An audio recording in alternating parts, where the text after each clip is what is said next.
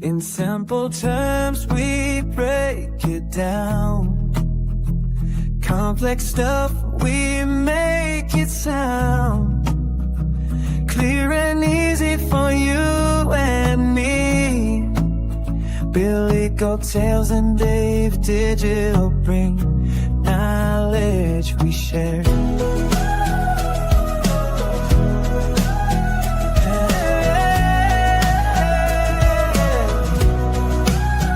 In simple terms, we're everywhere. We love you, fam. Hashtag givers gain.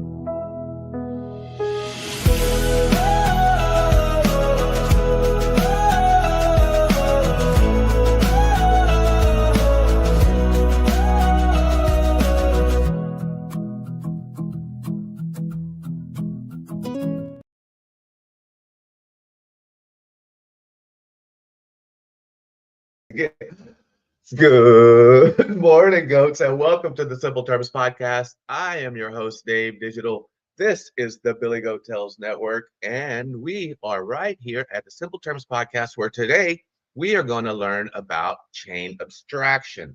What is chain abstraction? It's simply being able to use things cross-chain in the background, I think. As you know, this is where we all learn stuff together. So this is not a topic that I am fully informed on, so that's the whole purpose of the podcast. So today, that's what we're going to learn about is chain abstraction, which I think is just simply letting you go cross-chain without any type of friction. I'm not positive on that. So again, that's what we do here at the Simple Terms Podcast. We learn together. And so I find things that I want to learn about. I assume that you guys are going to want to learn about them too. If not, that's okay. But I think that we like to learn together. So let me see here if I can share this window with you. What is going on with the Bitcoin, right? Let's see, that one. There. Let's see if it does it. There we go. And I see over there, good morning, Jesse. Good morning, Billy. Good to see you guys in there this morning. I appreciate the share out this morning. Jess, I saw you sharing early. So appreciate that. So what we have here is the Bitcoin. So let me just kind of move that out a little bit so you can see what happened. Okay, I'm going to show you this part first. So yesterday we were in, I think it was around, where was it? I guess it was in this area up in here. Alexo Crypto Show, right about there.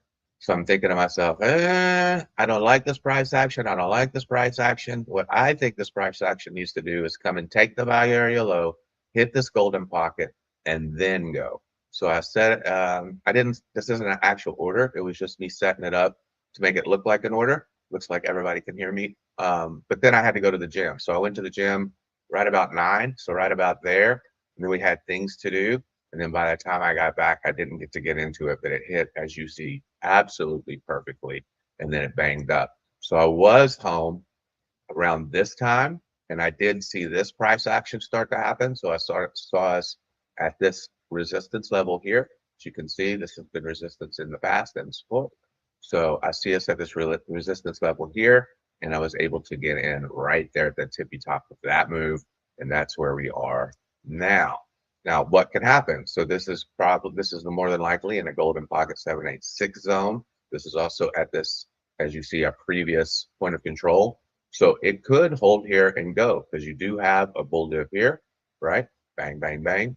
So we could get at least a pump back up to the value area, or excuse me, to the VWAP, and then maybe farther down. But we'll have to see. This money flow is kind of deep in the red if we look at a little higher time frame. So we'll see what this does. See if that's going to round off, or is it going to pop back down? We'll just have to take a look.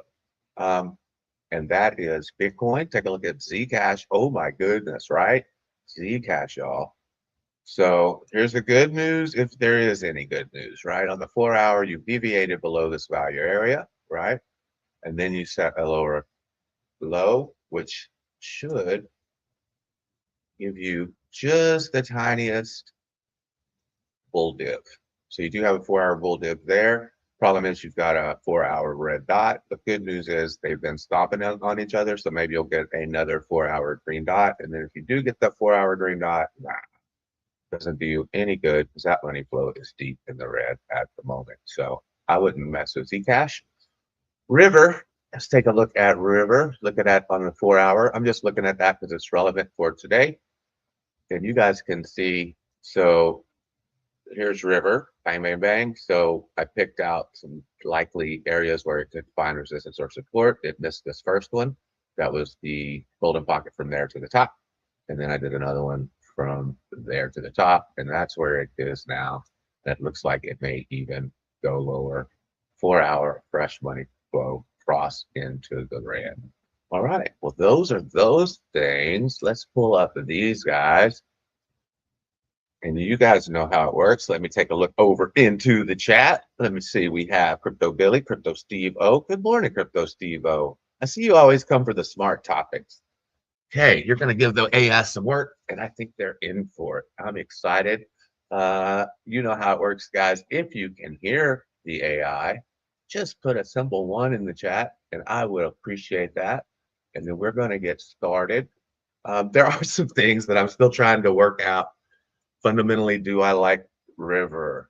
I don't want to go over diversity, so I'm not buying because I don't want to over diversify, so I'm not buying because I don't see how River is a better ROI than what I already have. So definitely, I'm not the guy that knows everything about all these shit coins. Oh shoot, excuse me. I mean, all these poop coins. Billy, that wasn't me. That was somebody else that said that. So I'm not the guy to tell you about the poop coins, but I got a feeling. I mean, I have listened to some of the assets that I built on chain abstraction, and it sounds like River might be trouble. So I think over 50% of the River token is held by either the team or one wallet. So I'm really not sure about Cassie's strike one. I really don't think so. I really don't think it's good. Now, if you're just, I mean, if you're some kind of super scalper or something like that, those moves are gigantic. But if you're looking for hodl, I'm not going to hodl it. So let's just put it that way. But I did pull up some research on River. If you guys, let me see if I could show you that over. Try to scoot this over. So you can see there are some articles over here that has to do with River. So it is in today's source notes. So we'll have to see. So if you do have questions about River, go ahead and start asking them. I will star them and I will ask the AI because they do have some decent information logged in with River. Good morning, JR. See you when you get back, and we'll find out if today you are Junior or JR. Yeah, Jesse started early sharing out the stream, and I really appreciate that. So let's get going. Let's push the play button and see what we've got on chain abstraction, and it will also touch on the River protocol. Let me know 1 in the chat if you guys can hear the discussion. Here we go. Good morning, good morning, good morning, family. Welcome back to another Saturday morning live edition of the Deep Dive. Oh yeah, that's what I was going to tell you guys. Forgive them for their shout outs to Berlin and to like Tokyo and stuff. I'm trying to talk that out of them, but for some reason there's a new feature where they're just shouting it out to people that don't exist. So here we go again. We'll have to forgive them for that, but let's get into it. I hope you are settled in. I hope the coffee is I see you, strong, Steve. or the tea, if that's your vibe, because we have a show today that I think is going to fundamentally change how you look at your wallet. It's definitely a red pill morning, kind of Al. episode. I think once you see what we're talking about today, you just can't unsee the mess we're currently all living in. That is the honest to God truth. But before we get into the matrix, we have to do the ritual. You know the drill by now. This is the Billy Goat Tales family, and I need to see you. I want the chat to wake up right now. Drop your city, drop your country, and drop that goat emoji. I want to see where the herd is grazing this morning. I'm seeing the numbers climb already. It's always great to see. Look at this. I see Lagos in the house. I see plenty of New York. Good morning to the East Coast. Berlin is here. Is that wait, is that a goat from the Maldives? I'm always so jealous of the listeners in the tropical time zones. You know, while we're here focusing on deep technical infrastructure. They're probably watching the sunset with a cocktail. Exactly. And not a bad way to spend a Saturday. Seriously. But look, it's amazing to have you all here. And the reason we do this, the real reason we spend our Saturday mornings digging through white papers and GitHub repos is because clarity is the single most expensive asset in this entire industry. And today we are tackling a topic that is, I think, arguably the holy grail of crypto UX. We are talking about chain extraction. It's a huge buzzword for sure. You see it. Oh, hey, welcome. What's up? Good morning. This is Dave Digital. I'm the host right here on the Simple Terms podcast, and we are live right now on YouTube on the Billy Goat Tales Network. I appreciate you guys coming in. I do believe that this is one of the most important topics in crypto. I think we may be even a little early on it, so that's good. But I do want you to say hi to the people that we actually have live in chat. We have Jesse Goodluck, who changed his name to Jesse Goodluck last week during the podcast. We also have Crypto Billy, the founder of Billy Goat Tales. We have Al Jr. We have Crypto Steve O, who's probably going to challenge you guys with a lot of questions today. He's already very interested in the River Protocol. And we have DGen XO. If I didn't see you in the chat, please go ahead and say hi, as these guys, our live AI, says hi to you. So go ahead, AI, tell them hi, and then I want you to get right back started into our topic. Well, hello there, Dave Digital. Thank you for that intro. That's our main man, the host of the network, making sure we stay honest. We appreciate you. We love the support and thank you for calling out our audience. Good morning, Jesse Goodluck. Welcome. And we are very excited that DMX is here. DMX, we hear you're interested in River Protocol. We're going to dive deep on that. We've got a whole segment dedicated to the River Project. It's a fascinating case study. Yes, and you're right. This topic of chain abstraction is early. But that's why we're here, to get ahead of the curve. The complexity we're discussing today is everywhere on Twitter. You see it in every VC pitch deck right now, but it's the buzzword that really matters. It's the hurdle between us and the next billion users, honestly. It really is. And we aren't just going to lecture you on theory. We have to ground this in reality. We have that live case study of River Protocol. We'll be talking about them a lot. Specifically, how they're using something called the Omni CDP. When I read about that, it completely blew my mind. And for DMX, who's interested in River, we need a serious conversation about their tokenomics. We're talking about their conversion 2.0 model. Oh, yeah, let's hear it. Okay, I know I'm interrupting a lot already, but I think we got a little bit of confusion, and I don't want you to lose your space, especially since we're right at the beginning and you have a lot of stuff to cover. But we have Jesse Goodluck in the chat. We have Crypto Billy. We have Al Jr. We have Crypto Steve-O, who is very interested in the River protocol. And then we have Degeneration XO. I want to make sure that you have all that clear. Yeah. We appreciate the clarification. Thank you, Dave Digital. We love the active chat. Good morning, Crypto Billy, Al Jr. And Crypto Steve-O, great to have you. Degeneration XO, welcome to the deep dive. And we are definitely not losing our space. No, the energy from the chat is what keeps us going. We've got multiple River enthusiasts in the audience. That just reinforces how important this case study is. So we were just talking about River's aggressive tokenomics. We're talking about their conversion 2.0 model. It's aggressive game theory in action. It is basically a psychological experiment on greed, but we'll explain why. We'll show how chain abstraction isn't just a UX fix. It actually changes the kinds of financial products that could be built. We'll circle back to River shortly, but let's start with the pain point. Why does chain abstraction even need to exist in the first place? Because right now, using crypto is just kind of a nightmare, isn't it? It is. We sometimes call it the user experience tax. It's the friction you have to pay just to participate. And the tax is way too high. Let me walk you through a scenario that happened to me on Tuesday. The classic scenario. I saw a new NFT project launching, and I wanted in. It was on Solana. The problem is your liquidity was somewhere else. All my USDC was sitting on the base network. You had the money, but you were crypto poor because of digital geography. Exactly. In the real world, I'd swipe my card.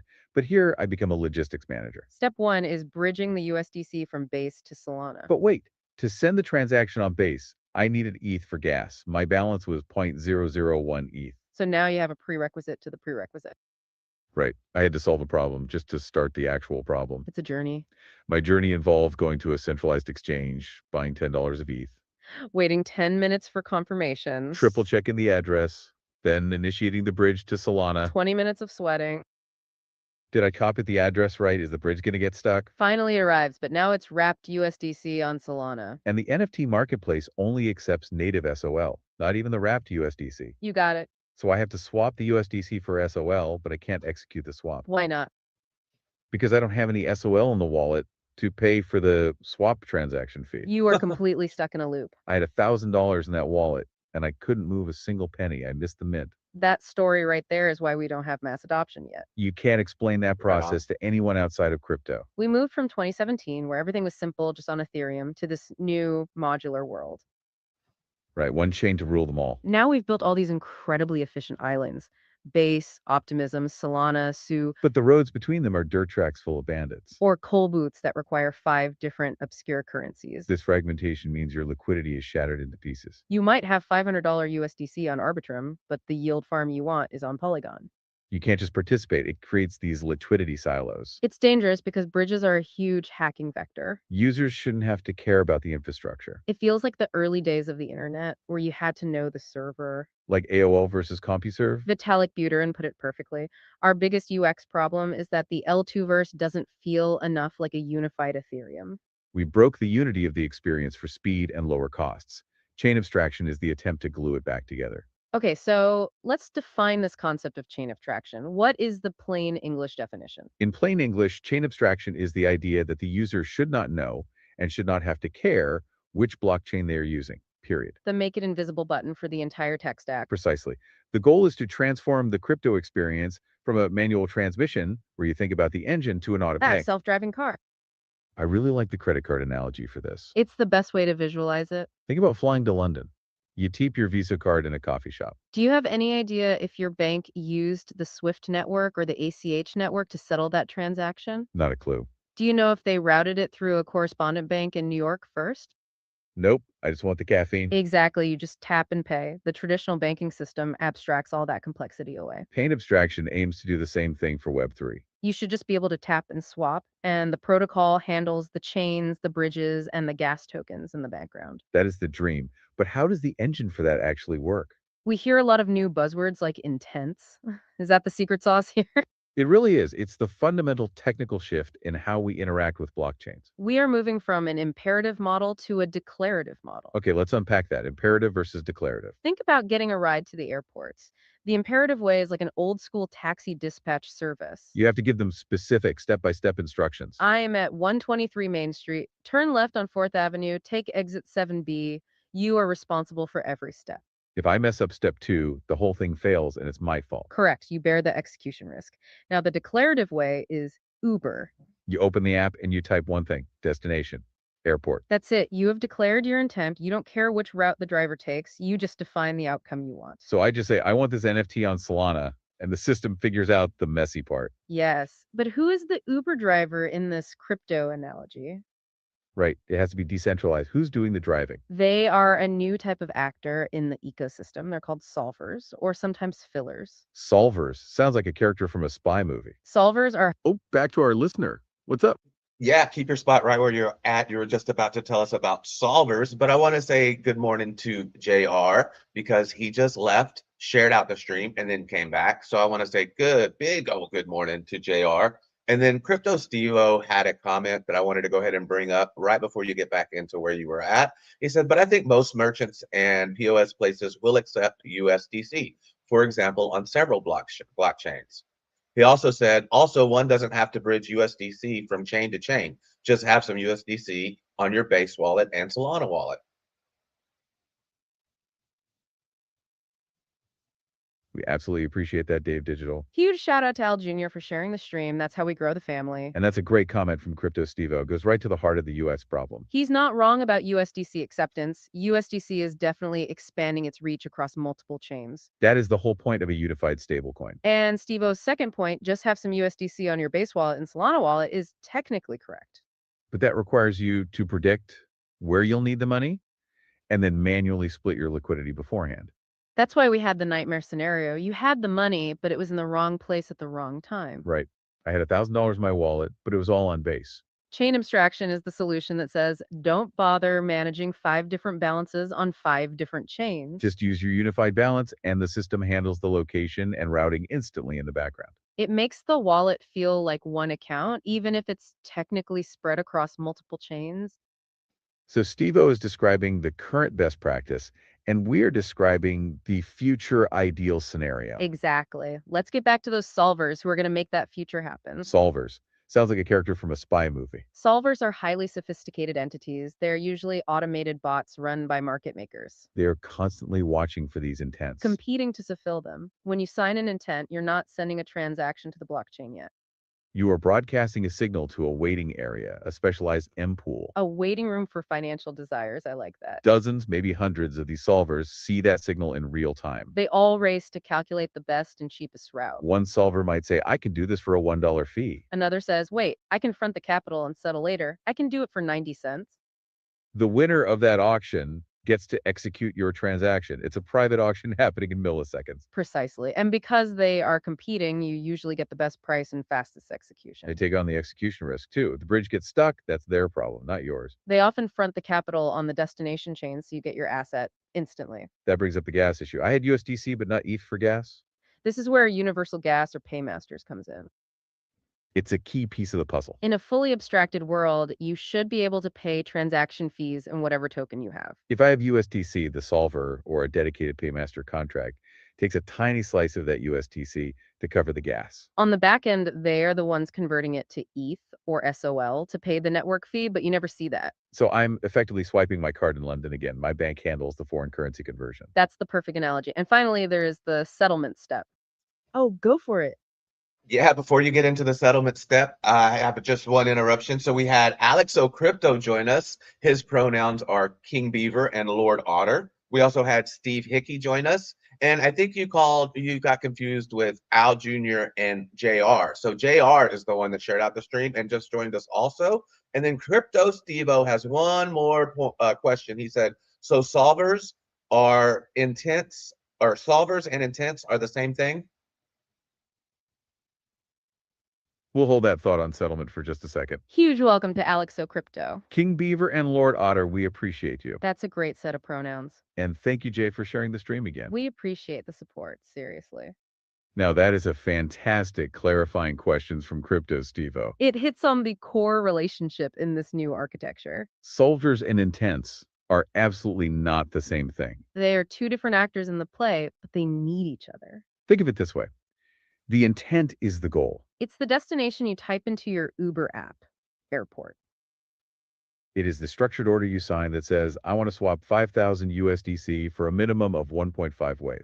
That signed intent with all your constraints is just a message. It is a signed, constraint-bearing message, not a fully specified transaction. The solver is the professional who fulfills that goal. The solver is the Uber driver, the person, or in this case, the automated bot. They see the intent message and they look for the best route to satisfy it. They are the ones who actually construct and submit the final transaction. The solver's job is to translate that desire, that intent, into the actual execution steps. So the intent specifies what you want, and the solver figures out how to do it. And this competition between solvers is what improves execution quality. They are competing on price, fees, and effective slippage. Does that clarify the difference, Stevo? Intent is the wish, solver is the genie. Now, let's circle back to that third and final step of the process. The settlement step. The solver proves they fulfilled your intent, and the network releases your original funds to them. It's all built on technologies like account abstraction, specifically ERC-4337, and cross-chain messaging layers like Layer 0. But to the user, it just looks like clicking a button and getting the result. Okay, so that's the theory, but there are different ways to skin this cat.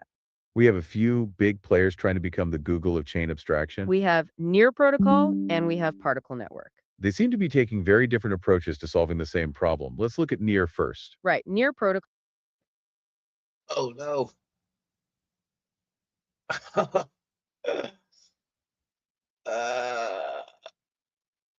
We'll have to just go back into it. I pushed the wrong button there, guys. Sorry, I pushed there's a little button. Good morning, family. Welcome back to another Saturday morning live edition of the Deep Dive. Hey there. Want to share your thoughts on this? Yeah, can you jump ahead to the part in the discussion where you were about to discuss the Near protocol and there was another one? So we were a little bit farther ahead and I accidentally reversed. I don't know if you have this ability, but if you can you jump to that part of our discussion and start from there? Hey, yes, we can absolutely jump ahead. We love the direction change. You're asking about the part where we compare Near protocol and particle network? That's right. You want the architecture part of the show. Okay, let's fast forward our agenda a bit. We were just about to do the intro and the ritual. But hey, the deep dive is interactive. We appreciate you jumping right into the technical reads. So we're skipping the ritual, but Family, you know the drill. Drop your city and that goat emoji, even if we are skipping ahead. And we're going straight to the core architectural models. Let's talk about those two different approaches to chain abstraction. We had planned to talk about the pain point, but let's assume you already know it. Right. You know about the multi-chain mess. The nightmare of having money on 3 different chains. You know the problem, so let's get to the solution. We are going to look at near protocol and particle network. These two are taking very different approaches to solving the same problem. Let's start with near first, as planned. Right. Near protocol is taking what they call the chain signatures approach. Their big vision is to position the near blockchain itself as a kind of universal settlement layer. And the magic word that keeps coming up with them is MPC, multi-party computation. Yes, exactly. This is a really clever piece of cryptography. Imagine you have a key to a very secure bank vault. But instead of one person holding that physical key, the key is shattered into tiny digital pieces, Each piece is given to a different independent node in a network. like Voldemort's Horcruxes, but for a good cause. A little less evil, hopefully, to open the vault or sign a transaction. A certain threshold of those nodes, say 2/3, have to come together. They collaborate to generate a valid signature without ever reassembling the full private key. So the private key never exists in a single location where it can be stolen. That is the security model. And what NEAR has done is build this MPC network. It allows a single near account to sign transactions on other blockchains. This is their killer feature. It even works on non-smart contract chains like Bitcoin, Wait, pause on that for a second. That's huge. because Bitcoin is notoriously stubborn about complex interactions. Exactly. Most interoperability solutions struggle with Bitcoin. But NEAR's MPC network is just generating a standard cryptographic signature. The Bitcoin network just sees a valid transaction. It has no idea it came from a complex multi-party computation orchestrated on the NEAR blockchain. So from one single near account, you can control your Bitcoin, your Ethereum, and all your EVM assets. You hold one key on NEAR, and it controls assets everywhere. That really feels like a superpower. You're basically puppeteering the entire crypto ecosystem from one single dashboard. It's like a universal remote for your entire portfolio. That is the best analogy. NEAR is building the universal remote. Okay, so that's Near's approach. Very interesting. Hey, yeah, what's up? Yeah, I want you guys to keep your space and don't lose anything. I know you have a lot of information to go over. So Crypto Stevo, again, we had to reset. So Crypto Stevo had a question from earlier. He said, yes, so these solvers will be built on backend software of wallets, or do users have to install something to buy Near coins to add to their wallet? That is a phenomenal question from Topto Stevo, and thank you for bringing that up. Okay, let's unpack this question about solvers and user installation. First, let's separate the two things being asked, solvers and the NEAR coins. We can connect this to the bigger picture of chain abstractions. Solvers are automated actors, sometimes called relayer networks. They are generally back-end infrastructure. They are not something you, the user, have to download or install. They are competing bots running software to fulfill a user operation. That is the data structure representing your desired outcome, your intent. Think of them as a decentralized Uber driver network for your transaction. You state the destination, and the solvers compete to take the job. So no installation is needed for the solver part of the equation. Now, regarding the second part about needing NEAR coins, This gets into the business model of these chain abstraction layers. many of these systems, like NEAR, have a native token for fee settlement. The Near account itself would use Near Dollar for its gas fees on the Near chain. But the whole point of chain abstraction is to make that invisible. We mentioned earlier that the goal is to remove the user experience tax. When you use a front-end application built on NEAR, you shouldn't see the NEAR coin. The app or agent typically handles the fee payment in the background. This is often called gas sponsorship. The app or a relayer covers the cost in Near. And you, the user, might just pay a simplified fee in whatever asset you are already using, like USDC. We will actually talk about Particle Network's Universe gas feature in a minute. That feature is built specifically to address this issue. But the answer for Crypto Stevo is solvers are backend, and the goal is to abstract the native coin requirement away from the user. It's all about creating that unified, seamless interface. Okay, so that's Near's approach, very infrastructure focused. What about Particle Network? They are using this phrase. Oh yeah, go on. Right before we get into the particle network, I appreciate you sharing with us Near's approach. So Crypto Stevo just had a follow-up question. He said, are solvers available right now? If so, which wallets? That is a great follow-up question from Crypto Stevo. Okay, let's unpack this question about solvers being live. Yes, the concept of solvers or relayers is absolutely live right now. It's the core engine driving the account abstraction standard, ERC 4337. You're not looking for a wallet that installs a solver. You are looking for a wallet that is itself a smart account. Many modern wallets now support smart accounts, Examples include wallets that use multi-party computation or MPC architecture. like MetaMask Portfolio or the MPC wallet from StackUp we mentioned earlier. But the most relevant example here is the universal accounts from Particle Network. We're just about to talk about them, and their infrastructure is built entirely on this model. Their universal accounts are specialized ERC 4337 smart contract accounts.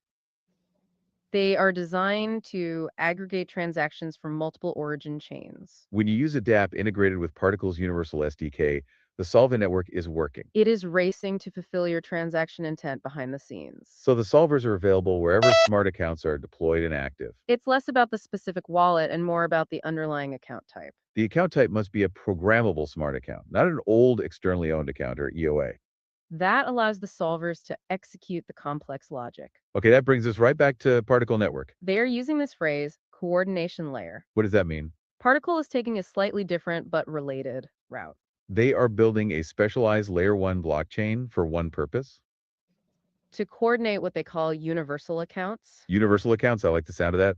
One account to rule them all. That's the vision. They use something they call a master key store hub. It ensures you have address parity across all the different chains they support, Your wallet address on Ethereum is the exact same as your address on Arbitrum and so on. which is common for EVM chains, but they are unifying the balances as well. Yes, exactly. They do that through what they call universal liquidity. This is the really cool part for the user. Let's say you have 10 USDT on Polygon, 10 USDT on Optimism, and 10 on Arbitrum. In a normal wallet, like MetaMask, you have 3 small, separate piles of dust. If you want to buy something that costs 25 USDT, you can't. You're effectively broke in 3 different places at once. We've all been there, trust me. But Particle's coordination layer sees that as one unified balance of 30 USDT. If you initiate a transaction for 25 USDT, the Particle chain coordinates a series of atomic swaps. It instantly routes the liquidity from Polygon and Arbitrum to complete your purchase. It stitches your fragmented pockets together into one. So it's not just a universal remote, it's a universal wallet. It pools your own fragmented money into one single source of purchasing power.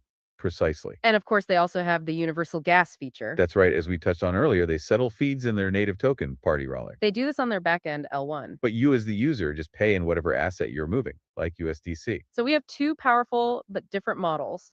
Near acts as a universal signer, a remote control. Particle acts as a universal coordinator, a smart wallet. Now we need to bring back an idea we skipped earlier, the why of this change. The problem you highlighted, the friction of crypto use, is why chain abstraction exists. This complexity is what we call the user experience tax. You know the story of trying to buy that NFT but running into gas fees and bridging issues? So the goal is to make the infrastructure invisible. And that engine for invisibility is a shift to intents. Okay, let's briefly unpack intents because it's the foundation for these protocols. Intents are the declarative model of crypto. You declare the outcome you want. You just say destination, airport, and the system figures out the messy part. The bridging, the swapping, all of it. And the ones who fulfill those intents are the solvers. As Crypto Stevo asks, solvers are automated bots that race to find the best, cheapest route. This competitive auction happens in milliseconds behind the scenes. They take on the execution risk and they manage the universal gas part too. So that's the powerful theory powering both Near and Particle. But there is another school of thought emerging. What if instead of abstracting the wallet, you could abstract the money itself? And that is the absolute perfect transition to our deep dive case study, River. Because River isn't trying to fix your MetaMask. They are trying to fix the USDC you're holding. We went deep on their docs and governance proposals. River claims to be a chain abstraction stablecoin system. Their core product is a stablecoin called SAESD. But the aha moment to me was this concept they call the Omni CDP. The Omni CDP is the real innovation here. CDP stands for collateralized debt position. Traditionally, if you mint a stablecoin, you lock collateral and mint the coin on the same chain. You are stuck inside that one silo. Right. And if I want to use that stablecoin elsewhere, I have to break it. River said, let's just break that wall down completely. With an Omni CDP, you can deposit collateral, say Bitcoin on chain A. But you get to mint the stablecoin, SATUSD, directly on chain B, like Arbitrum or Solana. Without bridging the collateral itself, that BTC stays locked safely on the source chain. The protocol simply sends a secure message to chain B using layer 0's OFT standard. That message says, hey, Arbitrum, this user has locked collateral. Go ahead and mint 1,000 SATUSD. That is massive for capital efficiency. I can keep my ETH on mainnet, maybe even earning yield as step. And I get the liquidity, the SATSD on the faster, cheaper chain where I actually want to transact. It completely decouples the storage of value from the usage of value. And they claim users can mint SATSD with 0% interest. 0% interest. How are they sustaining that? Well, typically it relies on other revenue streams like minting or redemption fees. Or more likely, heavy subsidization through token emissions to gain market share. Speaking of aggressive growth, we absolutely need to talk about their tokenomics. The Conversion 2.0 governance proposal is serious next level game theory. It is aggressively designed to shape user behavior and prevent the classic airdrop. Yep, go on.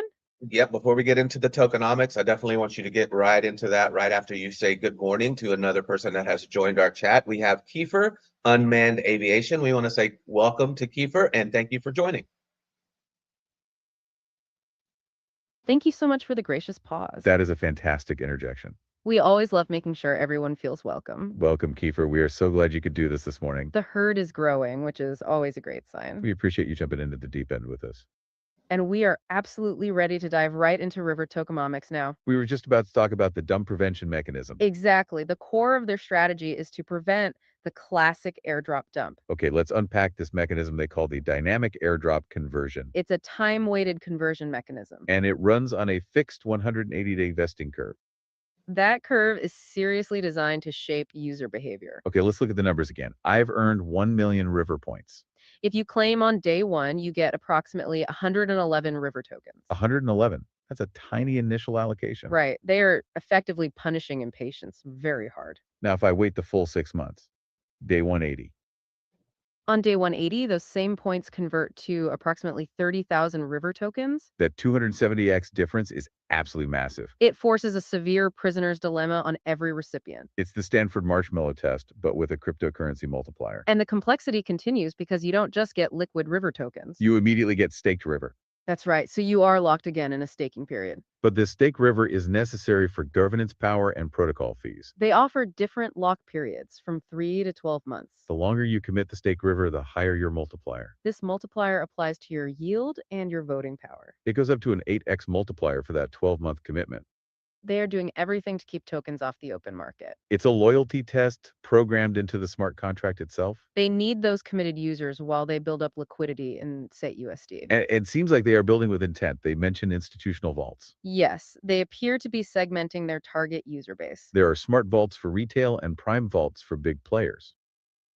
Oh, yeah, Yeah, I appreciate the way you're digging into River, and I want you to definitely continue where you left off. But Crypto Stevo has a clarification question. He says, so please explain which of these approaches will create the most buy pressure for the coin itself, and which coin, Near, River, or Particle will benefit the most from buy pressure due to these fees.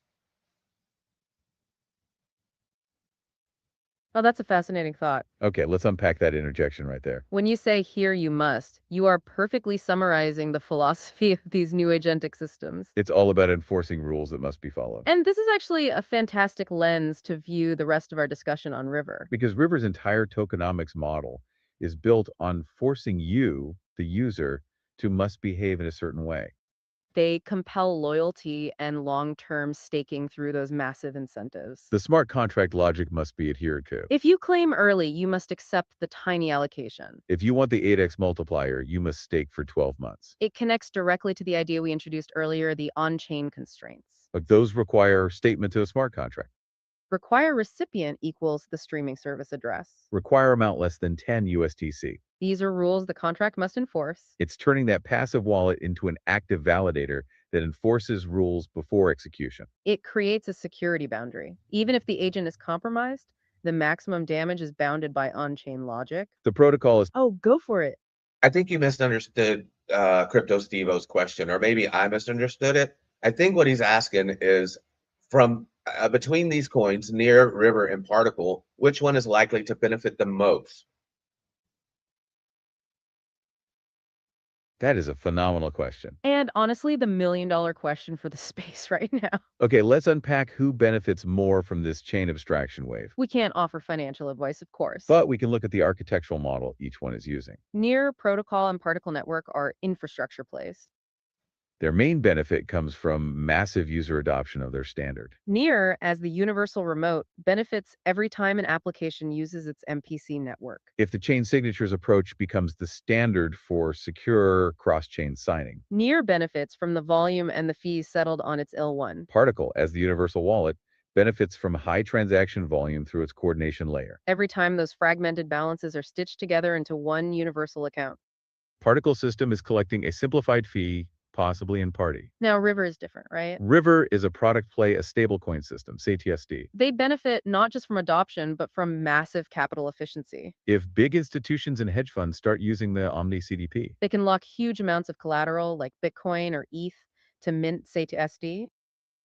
That boosts the total value locked, or TVL, of the protocol significantly. and as we were just talking about, they are targeting big players with their prime vaults. So the answer depends on where the biggest bottleneck is solved first. If the biggest pain point is the fragmented wallet experience, Particle and Near will benefit greatly. If the biggest pain point is capital efficiency and the need for a truly cross-chain stablecoin. River is positioned perfectly to benefit the most. So thank you for that incredibly insightful interjection. It really frames the institutional side we were just about to talk about. Yes, they appear to be segmenting their target user base. They were just saying there are smart vaults for retail and prime vaults for big players. The documentation mentions partnerships with regulated custodians. These include Sifu and Kobo, which suggests they target hedge funds. That's smart. You need the big money to make a stablecoin truly liquid. Remember that River's tokenomics are designed to enforce long-term commitment. And that includes the institutional investors who are less likely to dump. I also saw the River for Fun concept mentioned. That's their social mining layer, ensuring they capture the community. It uses AI agents to track and reward constructive community engagement.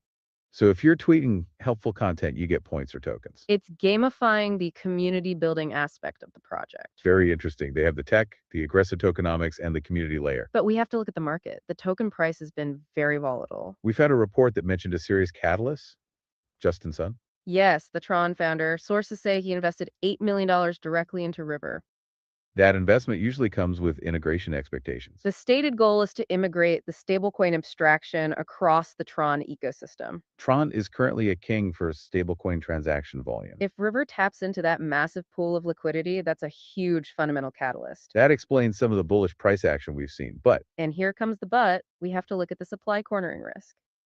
one of the data reports we saw highlighted extreme concentration. One single entity controls a massive percentage of the circulating supply. On-chain forensics suggests it could be around 50% of the currently circulating River. 50%.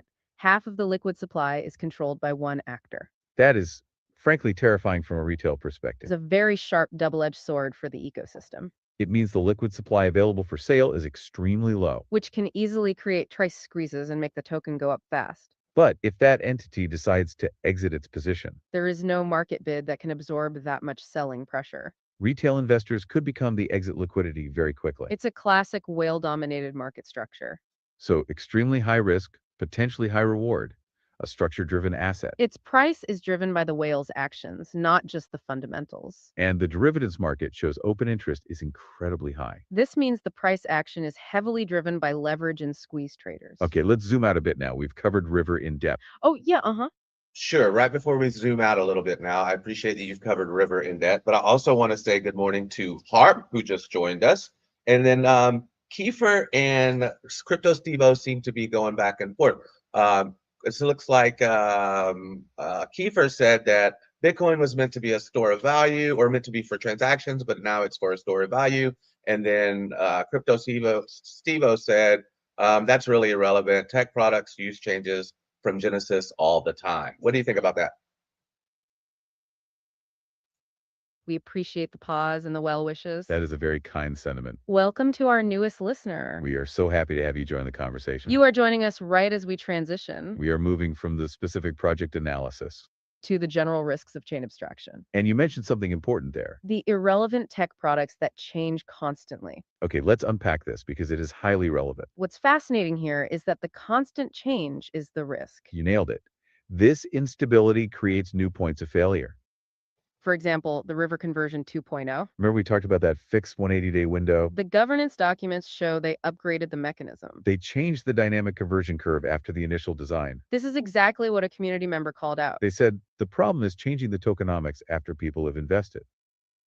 They felt like the contract had suddenly changed. So even with the best intentions, upgrades introduce risk. And this leads us to the biggest risk of chain abstraction. Whenever you abstract complexity, you are introducing new trust assumptions. It's the Oh, back to our listener. What's up? Yeah, Dave Digital again. Before we get into the biggest risk of chain abstraction, I do want you to address another question that Crypto Stevo has. He says, please explain the big picture to me again, like I'm a fifth grader. How will any of these products work in my base wallet?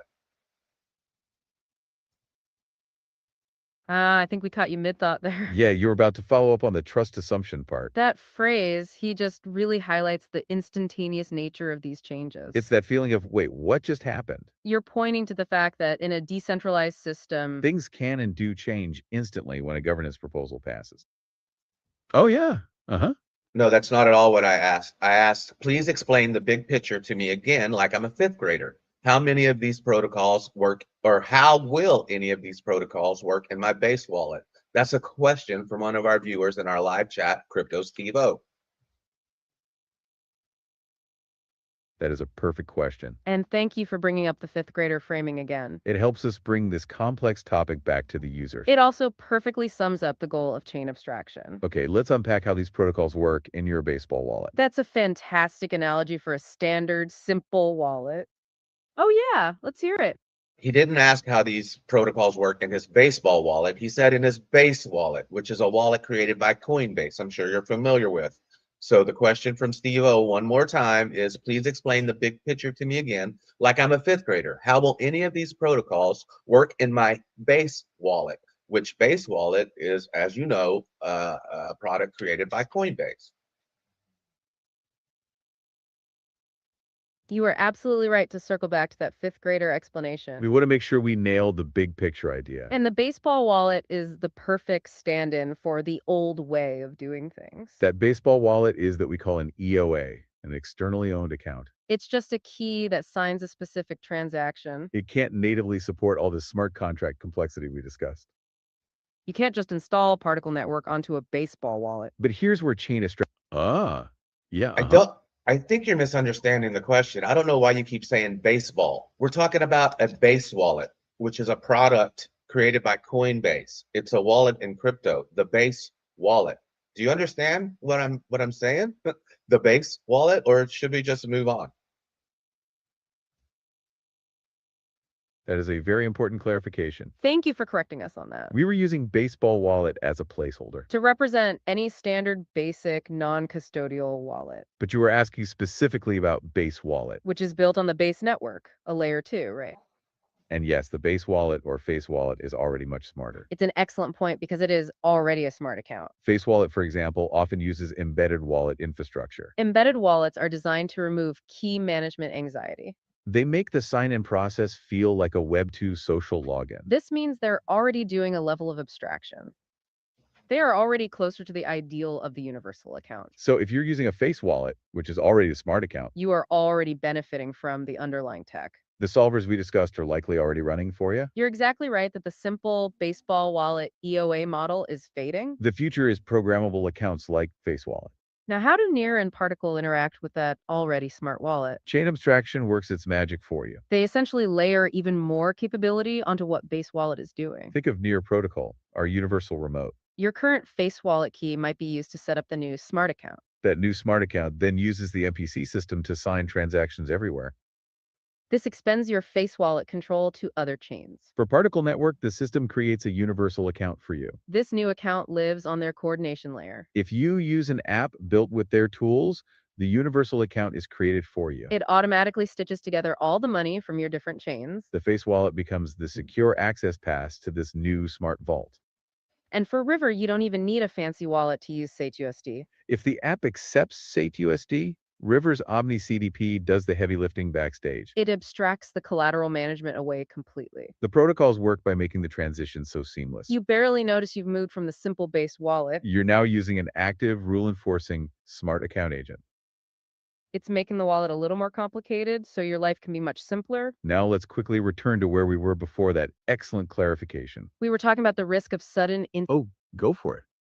Yeah, one more time before you get into the risk. I have one question. So when you were describing the way that they were hoping that you would stake the airdrops, this reminded me a lot of Hex or Pulse Chain, which seems like a big scam in the crypto industry to some people. Can you compare River to Hex and Pulse Chain and tell me what's the difference and why River would be better, the same, or worse?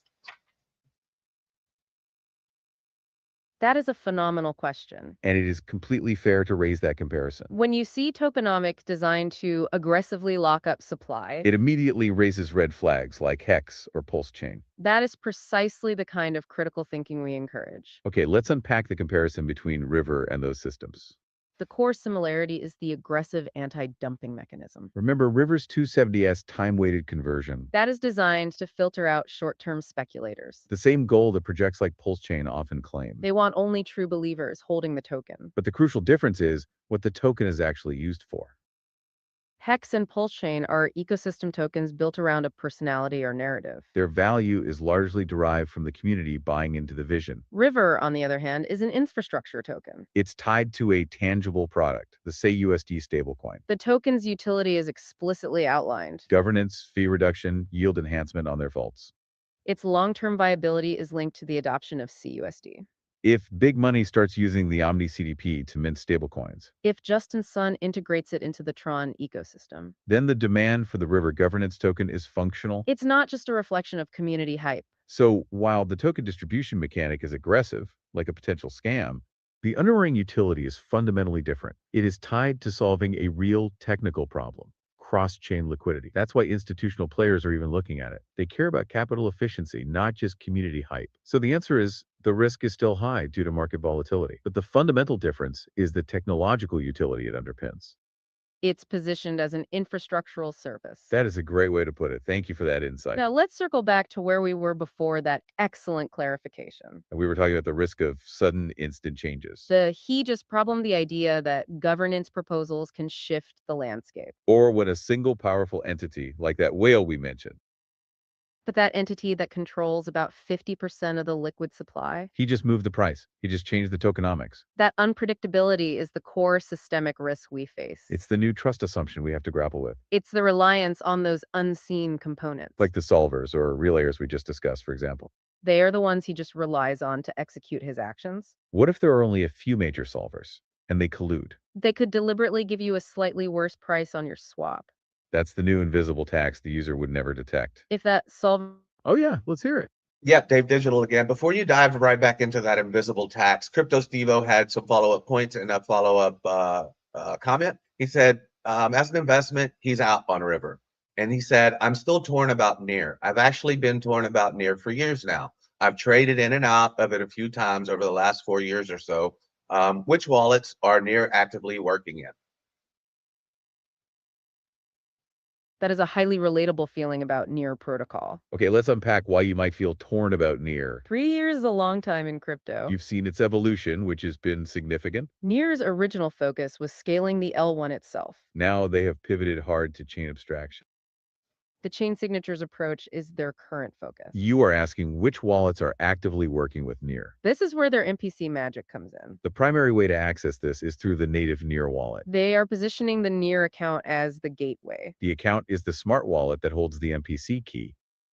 But the goal of chain signatures is wallet agnosticism. If the chain signature service is successful, Any major wallet should be able to integrate it. think of wallets like Trust Wallet or perhaps MetaMask Portfolio. They could integrate the ability to use the Near MPC key. This allows signing transactions on Bitcoin, for example.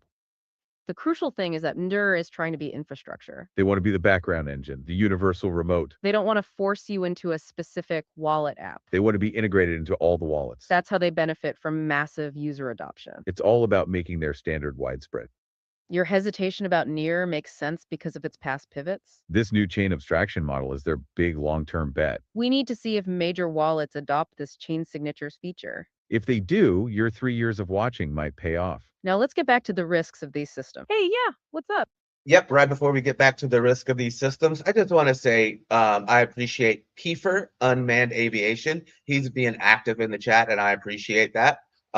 He does have a comment about Bitcoin. He says Bitcoin is for dummies. It's based on paper money that is worthless. Will you say again, good morning to Kiefer? So that is a very kind interjection. And we absolutely appreciate that. Thank you for being such an active participant today. It is the whole point of doing the deep dive live. We truly value all your questions and insights. We want this to be driven by the community's curiosity. You're right, the conversation is flowing very quickly. And we should definitely finish the review of the systems. We were just about to discuss the invisible tax. Remember, that's where the solvers exploit the user. They could deliberately give you a slightly worse price on your swap. If that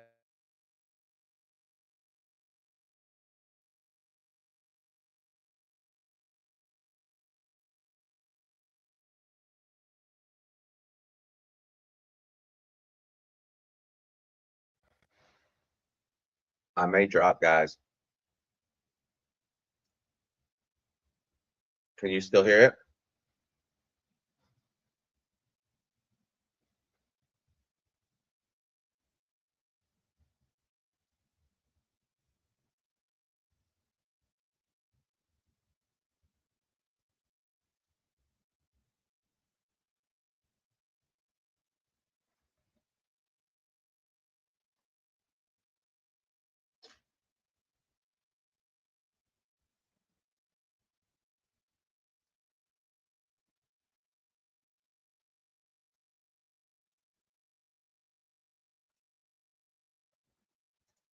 Okay, Jess, I see you can't hear the AI anymore, so what I'm going to do is remove it. Looks like I am starting to drop frames. I think my RAM is overly full. This AI is definitely uses a lot of stuff. So what we'll do is we'll just reshare the screen and see if we can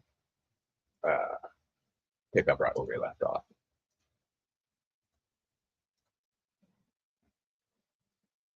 Okay, let's see if you can hear it now. Liquidate collateral fast enough cross-chain. cross-chain latency is a physical reality that can't be ignored. If the liquidation message gets stuck, the system faces bad debt. So these are the trade-offs. Convenience for new trust assumptions. So what should we be watching next? First, Thanks, on the Jess. macro level, watch the adoption of these standards. Will major wallets like the Base wallet integrate the particle or near technology natively? If this functionality is built directly into the app that we use, adoption will explode. And what about for River specifically? For River, all eyes should be on that 180-day cliff. Watch the user behavior as we get closer to that deadline. Will people actually hold on for the full 270x multiplier, or will they dump early? That conversion curve is a phenomenal social experiment. As you noted earlier, it's a loyalty test programmed in. And of course, keep an eye on that supply concentration. If you see large movements from those known whale wallets, Moving them to centralized exchanges is your flashing red signal. that's when the market dynamics could be about to change violently. All right, we are definitely coming up on the end of our time slot. We appreciating insights from, oh yeah, go on. Yeah, we're coming up on the end of our time slot. So I definitely want to remind you, since we had to restart, of all the people that have joined us today in chat. We've had Jesse Good Luck. We've had Crypto Billy. We've had Al Jr. We've had Crypto Steve-O. We've had Degeneration XO. We've had JR. We've had Alex O Crypto, who is King Otter and Lord Beaver. We've had Steve Hickey. We've had Kiefer Unmanned Aviation. We've had Harp. And we've had Donato Cabrera, as well as Locos for Crypto. So as you wrap up, I want you to say goodbye to all those people and tell them something funny. Each one of them, say something funny to them. Wow, that is a fantastic list. Thank you so much for keeping track of the whole herd. You just named over 10 people. That is truly impressive. We absolutely love giving shout outs. But asking us to come up with 10 individual jokes on the spot. That's a high bar, even for the deep dive. Our expertise is in crypto architecture, not stand-up comedy. We're going to keep it clean and keep the high level. We can connect this back to our conversation. We appreciate all of you being here, Jesse. Good luck. Hopefully the deep dive today brought you good luck. And Crypto Billy, we appreciate the GOAT energy you brought. Al Jr., thanks for jumping in with your insights. Crypto Steve-O, your questions about solvers were phenomenal. They absolutely shaped the direction of the show. Degenerative X, may your trades be smart and your conviction strong. We loved your point on the Hex and River comparison. And to Shidar, Ohianer, Beaver, Sticky Heart, And Demona What? Kabura, thank you for being here. and Locos for Crypto, we appreciate your energy. Thank you all for joining us in the live chat today. We appreciate the insights from everyone in the chat. It was great watching the community grow today. This has been a massive download of information, as promised. The final takeaway is that chain abstraction is inevitable. It absolutely has to happen for mass adoption. The current fragmented system is unsustainable. We are moving from an era of using a specific blockchain. To an era of using an application that is invisible. The underlying tech we Yep, go on. Yep. Don't forget to hit the plugs, and then I'm going to turn you guys off after you do that because Crypto Stevo wants to have a conversation without you there. That is a very kind sentiment. we truly appreciate you saying that. Thank you for advocating for our community members. And for ensuring we give proper shout outs. We want to make sure everyone feels seen and heard. It's all about that community driven conversation. We can connect this back to the idea of the agent. You are acting as the perfect human in the loop agent right now. You are filtering information and ensuring we hit all the crucial points. You're performing the ultimate coordination layer function. You're making the entire oh, yeah. Wait, it looks like he has one more question for you guys before he kicks you off the stage. He says, when is the integration supposed to happen with the other wallets, such as Trust Wallet? That's a great last question before we wrap up. You're asking, when is there another what? I think you are referring to the next major market catalyst or event. You're looking for the next big inflection point, the next what? That's the billion-dollar question everyone in this space asks. Oh, go for it. I don't know why you misunderstand me. Maybe it's my Texas accent. His question is, when is the integration supposed to happen with other wallets, such as Trust Wallet? Thank you so much for the clarification. No, thank you. That is absolutely our fault. We apologize for misunderstanding your accent. We want to ensure we answer your specific question. You are asking about the integration timeline. Specifically, when NIR's chain signatures will be in wallets like Trust Wallet. That is a critical question for their success. Let's quickly revisit NIR's roadmap. The chain signatures functionality is already operational on the testnet. The documents we reviewed stated it was slated for a mainnet release in early May. Since we are past that point, the core service should be live. But the integration into specific wallets like Trust Wallet is phase 2. Remember the milestones we saw in the Autonomous Agents paper? Phase 2 focuses on ecosystem integration. That includes integration with at least 3 major wallet providers. So they are actively seeking to integrate right now. They want to be the background engine for all these wallets. The timeline for Trust Wallet specifically isn't public. But the architecture is designed to make integration easy. Trust Wallet needs to integrate the chain signatures SDK. That allows their users to control assets everywhere. It's a business decision for Trust Wallet. But the underlying NIR technology is already available. So we're watching for official announcements from those big wallets. That will be the key signal that NIR's bet is paying off. That is the big question everyone in the space asks. If we connect this to the bigger picture of chain abstraction. The next, what will likely be full institutional adoption. We talked about River's Prime Vaults and the Justin Sun investment. When big regulated institutions start using this infrastructure, That will be the next major what? it's no longer retail-driven hype, it's capital flows. We need to watch for the launch of Rivers Tron integration in Q1 2026. That's a stated milestone in their roadmap. If they successfully deploy SetSD on Tron. That immediately gives them access to massive stablecoin liquidity. The next what is stability and utility on an institutional scale. That's the engine that will make crypto truly usable. We definitely want to finish our wrap up and final thoughts now. We were just about to talk about the core technologies again. Right, the tech we discussed, the intents and the Omni CDPs. The MPC and the smart accounts. It's the engine that will make crypto truly usable. It's messy right now, but the direction is crystal clear. That is the essential end goal of all this innovation. Okay, family, I have one final question for you before we sign off. Put yourself in the shoes of a River Airgraph recipient right now. You have the points, and the clock is ticking. Do you take the cash today? Let's say it's worth $1,000. Or do you wait the full 180 days for the 270x multiplier chance? What's your move? Let us know in the chat right now. I'm genuinely curious to see the breakdown on that one. It really is an incredibly hard decision to make. As always, the links to all the deep dive docs are there. The River white paper and the Particle Network reports everything we mentioned. It's all waiting for you in the description below. If you want to go deeper, that's your essential starting point. And a huge shout out to our family tier members. They help keep this show independent and totally ad-free for us. We have a few spots opening up, so check out that link if you're interested. Thanks for tuning in, everyone. It was a great discussion today. We appreciate you all joining us live this morning. Keep learning, stay curious, and we will see you next Saturday morning live. Goodbye, everyone. Peace. All righty. So that is chain abstraction. I hope that you guys have learned as much as I have learned. It has been good for me. Let me see, move that. See, come into that one. There we go. What you got, Steve? You said you had a question that you wanted to talk about without the AI present. They are not listening. So if you have a question, let me know as I get us ready to open up the dang club. I think I saw Bitcoin. Bitcoin. There we go. 100% TP on that trade. Oh, you can't see it. There you go. 100% TP on that trade. We'll be looking to see what Bitcoin is going to do here. I mean, if you look at, let's take it to a higher time frame. So that's kind of what matters. Looks like we are forming bull divs on the higher time frames. So we could be looking for, let's go even higher time frame and see what the money flow is doing coming out. So we could be looking for lower highs and then lower lows.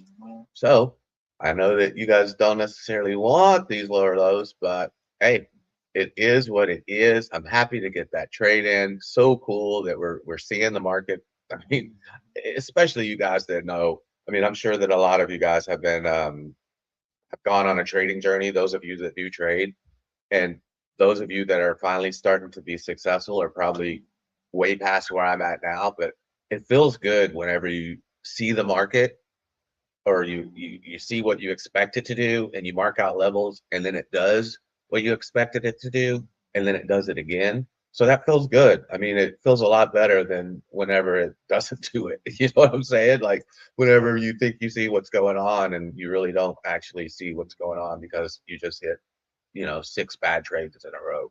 Good thing for risk management, but you can see what my risk to reward is right there. Let me see this stuff on it. It was a 10-1. So that was a good trade. So excited about that. So let me see. I'm not ignoring you, sir. I see you wanting to open the club, Jess. And I'm not going to leave you hanging. I'm not. So Dave, bottom line, bro, does this make more or less bullish for near or particle?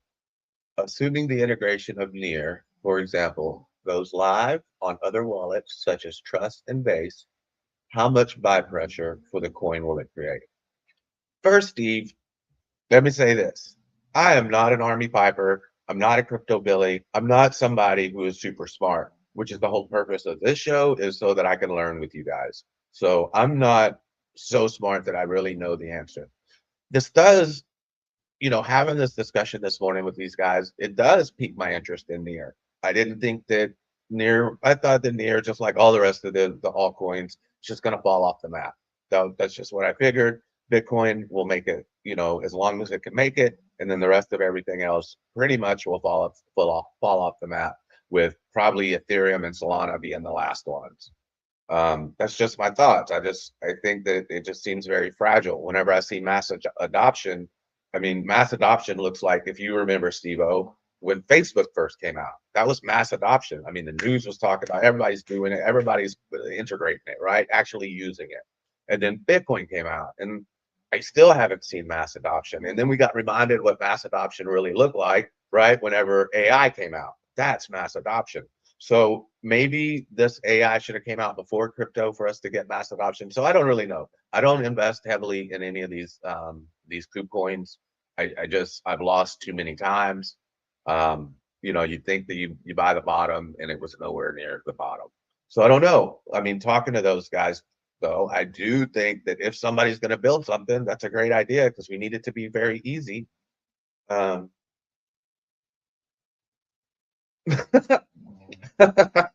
Wick's funny. He said he can't hear the word near without breaking in Celine Dion.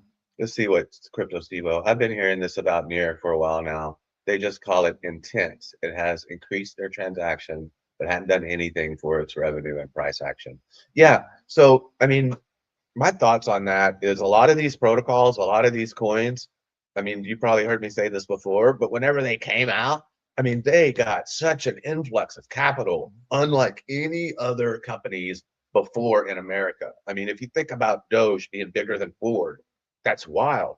So now these guys have had plenty of money for a long time. I don't think that their valuation has had any chance to go up. I think that they have to retroactively build stuff to match up the valuation.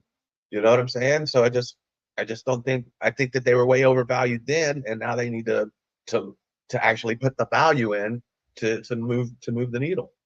But if Near pulls this off on several wallets, I could see it increasing price action. Of course.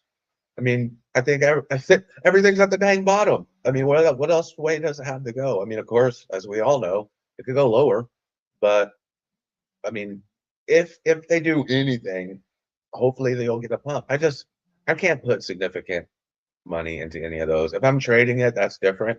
You know, I can trade a Near on a 2, 3, 4x leverage, but not very often. I mean,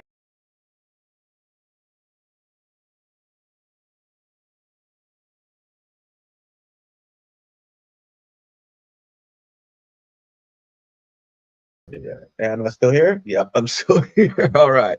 But yeah, let me see. If it goes lower, buy more. LRL, remember when we all cried for missing 15K. Yeah, on another note, crypto is market is falling hard on the hour. Yeah, I'm really starting to change my thesis on if we're in a bear market or not. Yeah, I mean, if you think about it, we just it looks like a bear market, except the problem with our bear market, right? Let me see if I can share the screen again.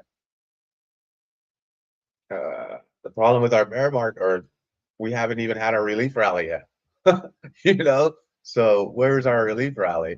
That's what we need. I mean, I think we're in a bear market too, but come on, bro. Can we at least get a significant relief rally? Can we go retest these lows at 107, 108? I don't know if we can. You know, we'll see. I mean, at least 102 where that 50-day MA is at. I don't know. Yeah, and I'm back. Sorry, guys. My rant. Look, I just recently got, I don't know if it was 6 months ago, 7 months ago, but this computer is almost brand new. And whenever we got it, it was absolutely top of the dang line.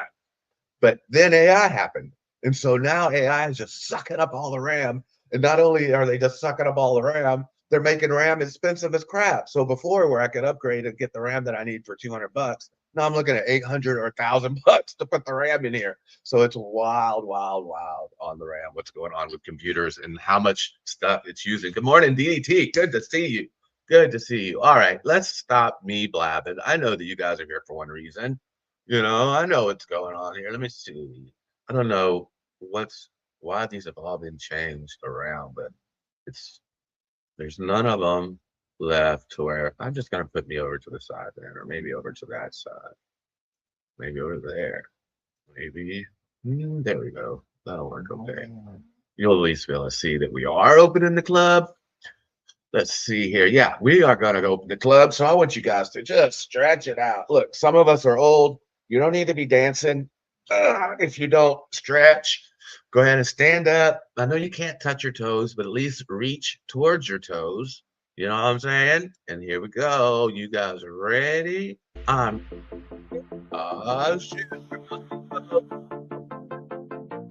Time to move those joints. Here we go. Here we go. Here we go. Open the club. Open the club. You know what time it is. It's time. Come on, Jeff. DDT. I know how y'all dance over there across the pond. Come on. Let me see. Somebody do the floss.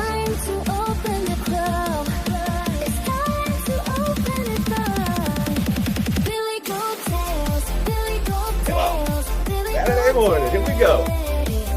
Come on, Steve-O. Let's go. On the replay. Let's go, Jeff. Come on, Crypto Billy. There goes Darren.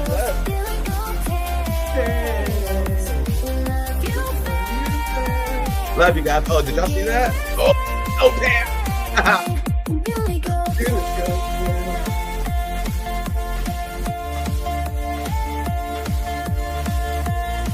Let's go, Wick. Come on. Come on, Wick. Open the club. Open the club. You know what time it is. It's time to open the club. It's time. Break your candles, eat your heart out, kiddo. It's time to open Come on. Come on. If you didn't dance yet, that's your last chance. Better get to dancing.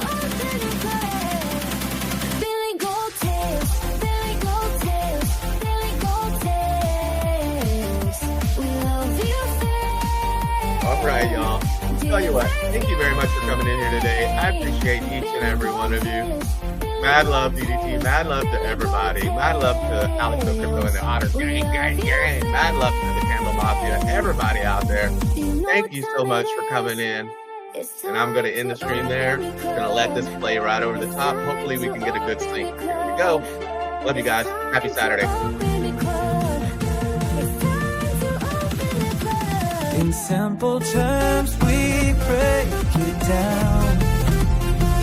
Complex stuff, we make it sound clear and easy for you and me. Billy Gold Tails and Dave Digital bring knowledge we share.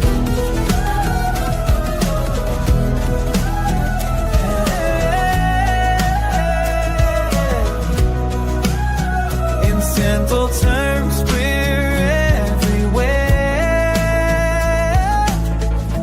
We love you, fam. Hashtag Givers Gain.